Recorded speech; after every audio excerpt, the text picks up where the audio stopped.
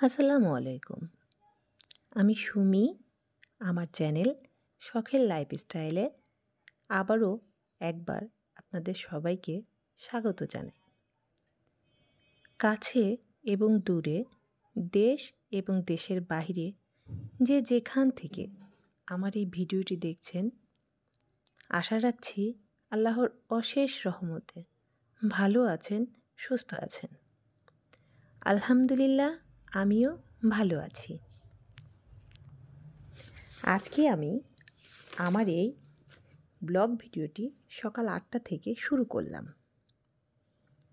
আমার নিজের শখের ড্রয়িং রুমটাকে একটা নতুন লুক দিতে। আমার ঘর আমার সবচেয়ে শান্তির জায়গা। সেই ঘরটাকে আমি সবসময় চেষ্টা করি সুন্দর করে সাজিয়ে গুছিয়ে রাখার জন্য।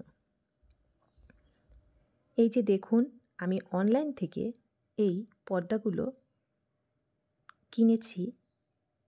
কেমন হয়েছে আপনারা অবশ্যই জানাবেন। এই পর্দাগুলোর কোয়ালিটি কেমন বা টিকবে কতদিন আমি জানি না, তো কোয়ালিটিটা এখন আমি চেক করলাম, আপনাদের সাথেও দেখালাম। এখন এটা দিয়েই আমার ঘরটা আমি সুন্দর করে সাজিয়ে নিচ্ছি। আমার ঘরের রং যেহেতু হলুদ ও সাদা, তাই আমি পর্দাটাও একটু ম্যাচিং করেছি। আর এর আগের ভিডিওতে আপনারা দেখেছেন আমি অনলাইন থেকে এই সোফার কাভার নিয়েছিলাম, আপনাদের সাথে শেয়ার করেছিলাম। এই কভার দিয়ে আজকে আমি আমার এই ড্রয়িং রুমটাকে সুন্দর করে গুছিয়ে নিচ্ছি। তো দেখুন কেমন হয়েছে আমার এই ড্রয়িং রুমটা গুছানো। আমার প্রিয় আপু ভাইয়ারা অবশ্যই আমাকে কমেন্ট করে জানাবেন আমার এই ঘরটা গোছানো কেমন হয়েছে। এরপর আমি আমার ডাইনিং রুমটাও গুছিয়ে নিয়ে একবারে আবার আপনাদের সামনে তুলে ধরব যে আমার ঘরটা কেমন হয়েছে গোছানো। আমার বাসায় আজকে কিছু মেহমান আসবে, সেই জন্যই সকাল সকালই উঠে সুন্দর করে গুছিয়ে নিলাম। যেহেতু আজকে শুক্রবার, সময়ও পাবো কম, রান্না আছে, এই জন্য তাড়াহুড়া করে আগে ঘরটাই রেডি করছি, তারপর রান্নার কাজে চলে যাব। কারণ আমরা সবাই নিজের ঘর, নিজের বাড়ি পরিষ্কার গোছানো রাখতে খুবই ভালোবাসি। বিশেষ করে আমরা নারীরা, আমরা চাই আমাদের মনের মতো করে সংসারটাকে সাজিয়ে নিতে। হোক তাতে পরিশ্রম, হোক তাতে কষ্ট, তাতে কি হয়েছে? এই যে একটু পরিশ্রম করার পর যখন গুছানো সাজানো এই ঘরটাকে দেখছি, মনের মধ্যে এক অনাবিল সুখ বয়ে যাচ্ছে, এক পরম প্রশান্তি, যা শুধু আমার আপুরাই বুঝতে পারবে। কারণ একজন গৃহিণী, একজন আপু, একজন চাকরিজীবী আপু, যেই হোক, সাংসারিক প্রতিটি নারী এর মূল্য বুঝতে পারে। এই যে দেখুন, এটা হচ্ছে আমার ডিভান। আমি ডিভানটাতেও কভার পরিয়ে দিয়েছি। আমি একই রঙের একই কাপড় দিয়ে divan, chair cover, sofa cover একই রকম করে নিয়েছি। এখন আপনাদের সাথে আমি শেয়ার করছি আমার পুরা ডাইনিং স্পেসটাকে গুছিয়ে নিয়েছি। আমার যা আছে তাই দিয়ে নিজের মনের মতো করে, নিজের ভালোবাসার রং দিয়ে আমার সংসারটাকে আমি তিলে তিলে গড়ে তুলেছি।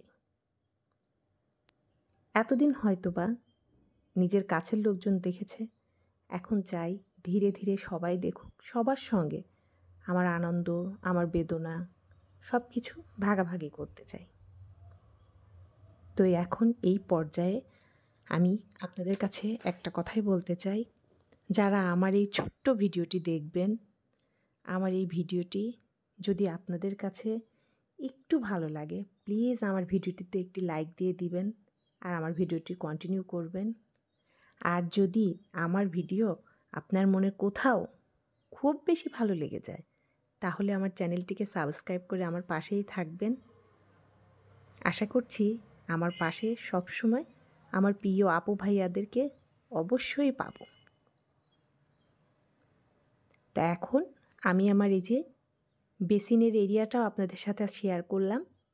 যেহেতু ডাইনিং রুম, তাই আমি একেবারে বেসিনটাও ক্লিন করে নিয়েছি।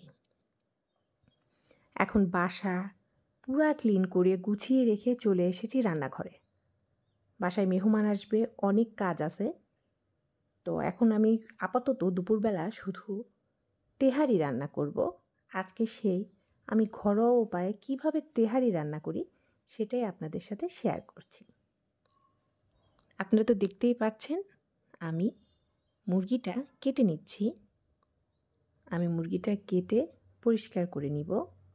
আর এটা পাকিস্তানি মুরগি, কিন্তু এই পাকিস্তানি মুরগিটা না খুবই ভালো। এটা ঠিক মুরগি না, এটা মরক ছিল, আর এটার ওজন ছিল প্রায় 1.5 কেজির মতো। আর এটা খুবই টেস্টি হয়। আমার বাসার পাশে এক ভদ্রলোক এগুলো নিজের ফার্ম করেছে, উনি এগুলো বড় করে, তো ওনার ওখান থেকে আমরা নিয়ে আসি। আর খুবই ভালো আর খুবই টেস্টি। তা আজকে এটা দিয়ে রান্না করছি।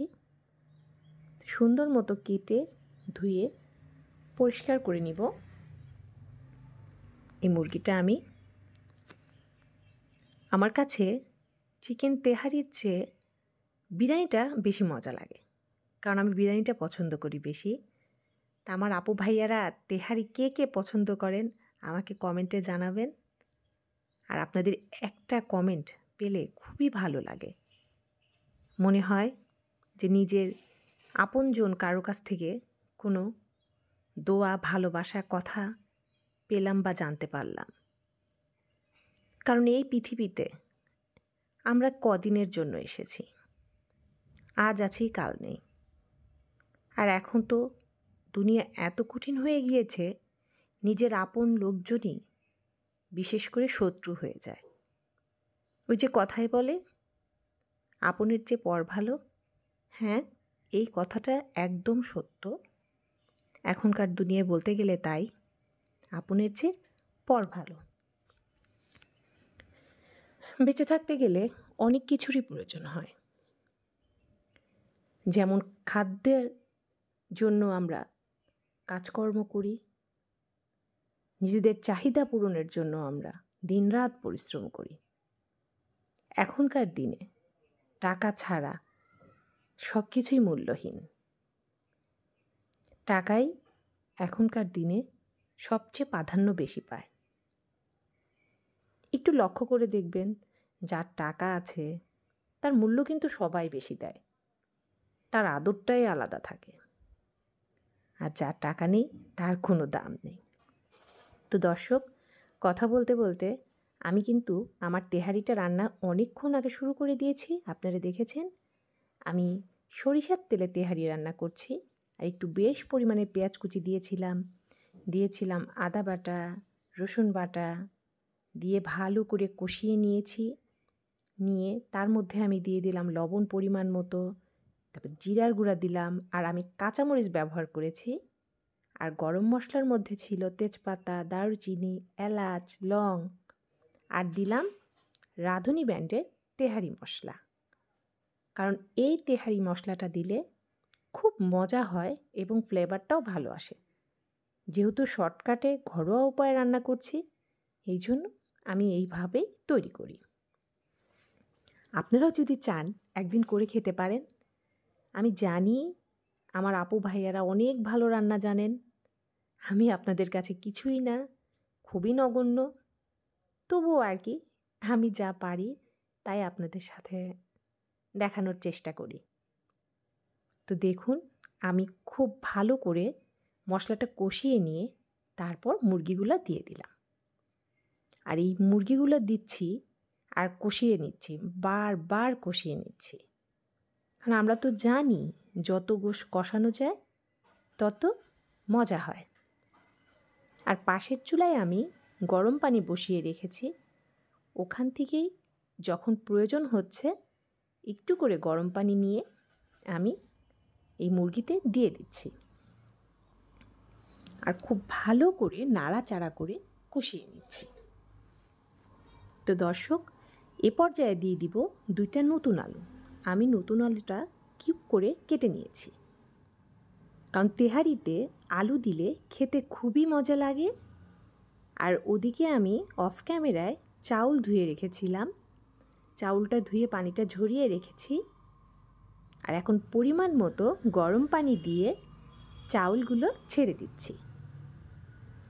দর্শক, বিরিয়ানির চাইতে তেহারি রান্না খুবই সহজ, কারণ বিরিয়ানিতে একটু মশলা বেশি লাগে, একটু ঝামেলাও হয়, তেহারি তা না।